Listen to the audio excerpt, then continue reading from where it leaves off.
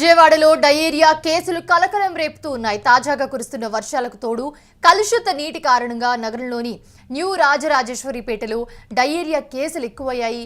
ఇప్పటికే వాంతులు విరోచనాలతో జనం ఆసుపత్రుల పాలవుతూ ఉన్నారు.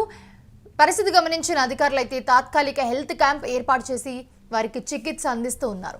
మంగళవారం రాత్రి నుంచి గురువారం వరకు మొత్తం 115 మంది డయేరియా బారిన పడ్డారు.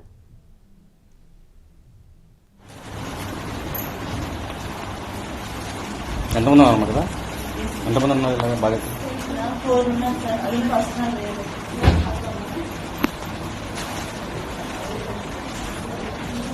ఏమైందమ్మా? ఎప్పటి నుంచి అమ్మా? పొద్దున్న. దీనివల్ల వాటర్ వాటర్ ప్రాబ్లం చెప్పే డాక్టర్ చెప్పారా? అందరికీ రాజేశ్వర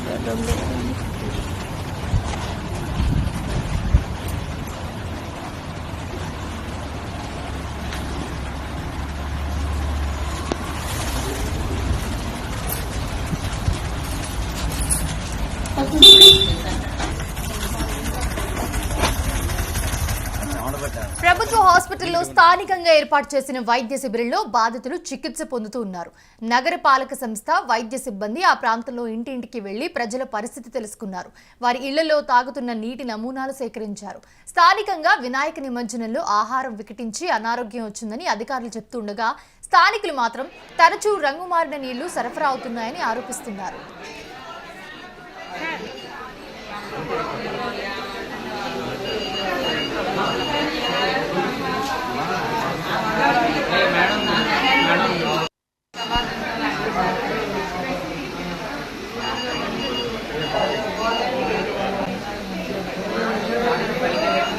ఇప్పటికే అక్కడ నీరు, బాధితుల రక్తం, మూత్రం, మల నమూనాలు మొత్తం కూడా ల్యాబ్కి పంపించగా ఫలితాలు ఇంకా రావాల్సి ఉంది. స్థానికంగా విక్రయిస్తున్న ఆహారం, మాంసం, ఇతర దుకాణాల్లో సమస్యలు ఉన్నాయనే ఉద్దేశంతో ఆహార భద్రత అధికారులు 15 దుకాణాల్లో తనిఖీలు చేసి 3 చోట్ల నమూనాలు సేకరించారు. స్థానిక పాఠశాలలో వైద్య శిబిరం ఏర్పాటు చేశారు. 24 గంటలు పనిచేసేలా 150 మంది సిబ్బంది ముందస్తుగా అంబులెన్స్లు అందుబాటులోకి ఉంచారు. కేసులు పెరుగుతున్న నేపథ్యంలో ప్రభావం ఉన్న 11 వార్డులకు 11 మంది ప్రత్యేక అధికారులను నియమించారు. ఆయా వార్డుల్లో తాగునీరు, ఆహారం, పారిశుద్ధ్యం, అత్యవసర చికిత్స, చిన్నారులు, వృద్ధులు, గర్భిణీలపై ప్రత్యేక దృష్టి సారించారు. మెడికల్ క్యాంప్లో చికిత్స పొందుతూ ఉన్న బాధితుల్ని మంత్రి నారాయణ, ఎమ్మెల్యే బోండా ఉమా పరామర్శించారు.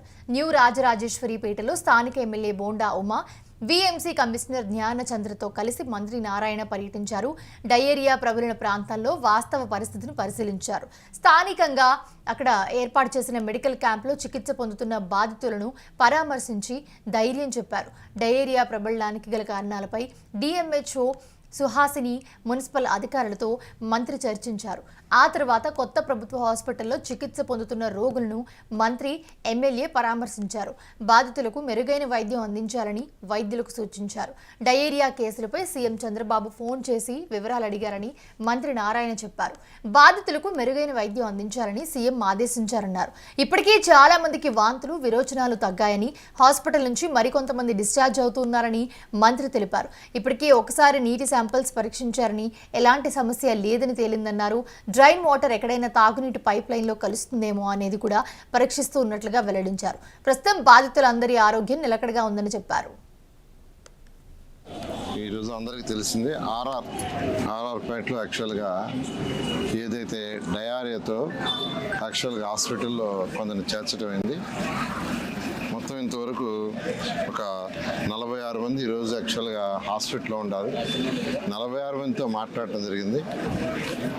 అయితే అధికారులు అటు హెల్త్ డిపార్ట్మెంటు, ఇటు మున్సిపల్ శాఖ, అదేవిధంగా ఇక్కడ ప్రజాప్రతినిధులు వెంటనే దీని మీద రియాక్ట్ కావటం, వెంటనే హాస్పిటల్లో చేర్చడం. వాళ్ళందరికీ యాక్చువల్గా వామిటింగ్స్ అండ్ మోషన్స్ ఉన్నాయి. అయితే నేను ఆల్మోస్ట్ 46 మందితో మాట్లాడాను. అయితే వాళ్ళకి అందరికి కూడా వామిటింగ్స్ తగ్గినాయి, మోషన్స్ కూడా కొందరు తగ్గినాయి. కొందరు డిశ్చార్జ్ అవుతున్నారు, కొందరు ఇవాళ ఈవినింగ్, కొందరు రేపు డిశ్చార్జ్ అవుతారు. ఏదేమైనప్పటికీ ఇప్పుడే మా యొక్క మున్సిపల్ శాఖలో డైరెక్టర్ ఆఫ్ మున్సిపల్ అడ్మినిస్ట్రేషన్ వారు కూడా వచ్చిన్నారు. యాక్చువల్గా అదేవిధంగా పబ్లిక్ హెల్త్ అని పిలిపించాం. ఆల్రెడీ ఒకసారి టెస్ట్ చేశారు, వాటర్ టెస్ట్ చేస్తే వాటర్ టెస్ట్లో ఎటువంటి ప్రాబ్లం లేదని వచ్చింది. అయినప్పటికీ మరొకసారి ఎక్కడన్నా ట్యాప్స్లోకి ఎక్కడన్నా ఈ డ్రైన్స్ వాటర్ ఎక్కడన్నా కలిసే ఛాన్స్ ఎక్కడన్నా ఉందా అనేది దాన్ని మళ్ళీ ఒకసారి పరిశీలించమని ఇప్పుడు అధికారులందరూ ఇమీడియట్గా దాని మీద ఫోకస్ చేశారు. వాళ్ళలో ఒక 5 మంది మాత్రం అక్కడ లోకల్గా ఎక్కడైతే క్యాంప్ పెట్టారో అక్కడ వాళ్ళకి సెలైన్ ఇచ్చారు, మిగతా వాళ్ళకి ట్యాబ్లెట్స్ ఇచ్చింది. అయితే నిన్నటికి వాళ్ళకి చాలా తగ్గిందన్నారు. ఏదేమైనప్పటికీ జాగ్రత్త తీసుకోవాల్సిన బాధ్యత ప్రభుత్వం ఉంది. ముఖ్యమంత్రి గారు కూడా మార్నింగ్ యాక్చువల్గా ఫోన్ చేశారు, దాని మీద చేయంగానే యాక్షన్ రావడం జరిగింది. దీని మీద క్షుణ్ణంగా పరిశీలించి అన్ని టెస్టులు చేసి ప్రాబ్లం లేకుండా చేయడం జరుగుతుంది. Thank you sir. ఒకసారి టెస్టులు చేస్తే ఆ టెస్టుల్లో ఎటువంటి ప్రాబ్లం లేదు. అయినప్పటికీ డీప్గా మరొక టెస్ట్ కొన్ని చేయమన్నాను. అది చేసిన తర్వాత మనకి ఏదైనా తెలుస్తుంది. రైట్, ఇదే విషయానికి సంబంధించి కొంతమంది అధికారులు అలాగే మెడికల్ క్యాంప్లో డయేరియా బాధితులకు వైఎస్ఆర్సీపీ నేతలు మాజీ MLA Malladi Vishnu, deputy mayor Sailaja Reddy పరామర్శించారు. ప్రభుత్వం అధికారుల నిర్లక్ష్యంపై మల్లాది విష్ణు మండిపడ్డారు. గంటకు బాధితులు పెరుగుతూనే ఉన్నారని, వారికి మెరుగైన చికిత్స అందించాలని కూడా ప్రభుత్వం అందించలేకపోతుందని ప్రశ్నించారు. ప్రభుత్వం బాధ్యత రాహిత్యంగా వ్యవహరిస్తుందని వైసీపీ నేతలు ఆరోపించారు. ఇప్పటికీ 100 మందికి పైగా డయేరియా బారిన పడ్డారన్నారు. విజయవాడ ప్రభుత్వ హాస్పిటల్లో 30 మందికి పైగా చికిత్స పొందుతున్నారని, అధికారులు బాధితుల సంఖ్యను తగ్గించి చెప్తున్నారని వారు ఆరోపించారు. 100 మందికి పైగా ఇవాళ ఆసుపత్రి పాలయ్యారు. ఇద్దరు చనిపోయినట్టుగా సమాచారం వచ్చింది. ప్రభుత్వము వైద్య శాఖలు మాత్రం మాదేమీ సంబంధం లేదు, ఎక్కడో ఆహారం తిన్నారు, దానివల్ల వచ్చిన చేతులు దులుపుకున్నారు. ఇది సరికాదు. జనమందరూ నీటి కాలుష్యం వల్లే, స్వచ్ఛమైన మంచినీరు లేకపోవటం వల్లే ఈ డయేరియా వచ్చి వాంతులు విరోచనాలు వచ్చి జనం చనిపోతున్నారు, అస్వస్థతకు గురవుతున్నారు. కిందటి సంవత్సరమే మొగల్రాజుపురం కానీ ప్రజాశక్తి నగర్, రాధానగర్లో సుమారుగా 10 మంది చనిపోయారు. 100 మంది ఆసుపత్రి పాలయ్యారు.